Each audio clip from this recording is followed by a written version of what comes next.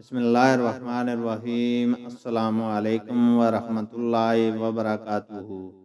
حدیث نبوی صلی اللہ علیہ وسلم ہے، ایک سفر میں جو ہم نے کیا تھا نبی کریم صلی اللہ علیہ وسلم ہم سے پیچھے رہ گئے اور آپ صلی اللہ علیہ وسلم ہم سے اس وقت ملے جب عصر کی نماز کا وقت آن پہنچا تھا۔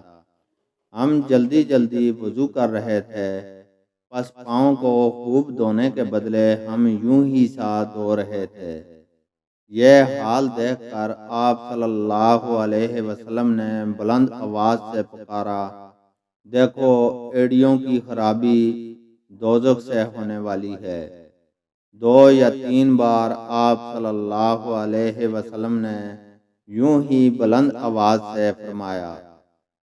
یعنی نماز کا وقت تنگ ہونے کی وجہ سے صحابہ پاؤں پر فراغت کے ساتھ پانی ڈالنے کے بجائے ہاتھ سے ان پر پانی پھیرنے لگے۔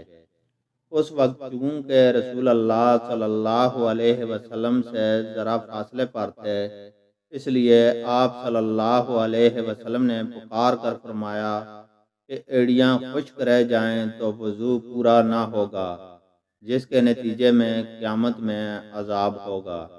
اللہ تعالیٰ سے دعا ہے کہ وہ ہمیں قرآن اور حدیث کو سننے، سمجھنے اور اس پر عمل کرنے کی توفیق عطا فرمائے، آمین۔